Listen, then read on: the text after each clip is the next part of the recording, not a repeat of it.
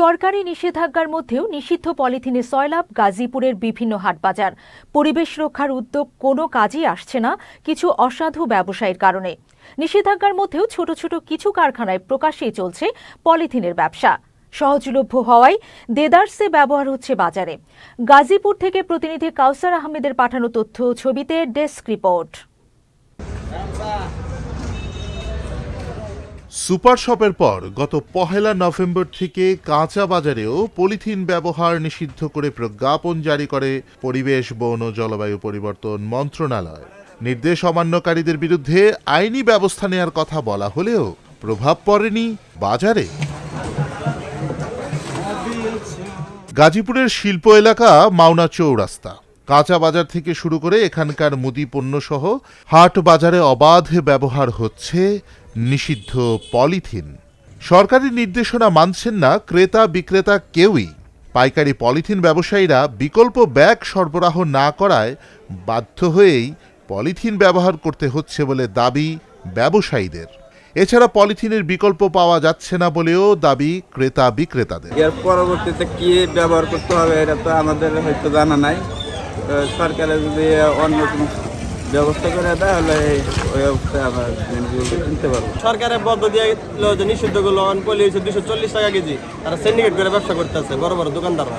Police আর কিছু দিতে পারি না, নাঙ্গল পুলিশ দিতে হয় বাধ্যমূল্য, কারণ পুলিশ আর কিছু দেওয়ার মতো সম্ভব না। বাজারে পলিথিন কতটা সহজলভ্য তা উঠে আসে ডিলারদের কথায়ও।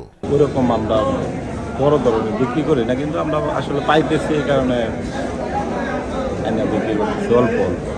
যারা কারখানা, তারা প্রচুর যারা তৈরি করতেছে তারা এটা সম্বন্ধে বলতে পারবো বেশ। জানেন পলিথিন যে নিষিদ্ধ? জি জি। তাহলে আপনি পাইকারি কিনে এনে এটা ঢুকাচ্ছেন না? এখন তো আমরা তো এইভাবে বুঝেছি। বাজারে প্রতিটি দোকানদার বললো আপনি আরোদের সাইডে তো পাইকারি বেচছে, আমরা বেশি পাইকারি তার আমরা হকারের কাছ থেকে রাখি রাখা হয় না, আপনার কিছু কিছু পাওয়া যায় না। পলিথিনের ব্যবহার পুরোপুরি বন্ধ করা বেশ চ্যালেঞ্জিং বলে মনে করছেন পরিবেশ অধিদপ্তরের এই কর্মকর্তা। তবে সরকারি নির্দেশনা বাস্তবায়নে ব্যবস্থা নেওয়া হচ্ছে বলেও জানান তিনি। যেসব প্রতিষ্ঠান এই ধরনের পলিথিন শপিং ব্যাগ প্রদর্শন করছেন কিংবা বিক্রয়ের জন্য প্রদর্শন করছেন কিংবা পরিবহন করছেন অথবা তৈরি করছেন, যেভাবেই আমরা তাদের বিরুদ্ধে কিন্তু ব্যবস্থা নিচ্ছি। তো এটা সমস্যা হচ্ছে খুব ছোট্ট আকারে, ছোট্ট পরিসরে গোপনেও এটা একটা জায়গা তৈরি করা সম্ভব হয়। এই কারণে সম্পূর্ণ নির্মূল করা আমাদের জন্য একটু চ্যালেঞ্জ হয়ে দাঁড়িয়েছে।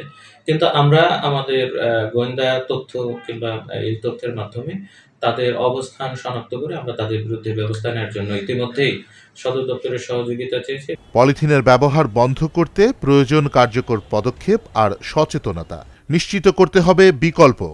অন্যথায় পলিথিন ব্যবহার বন্ধ করা বেশ কঠিন হবে বলে মনে করছেন সংশ্লিষ্টরা।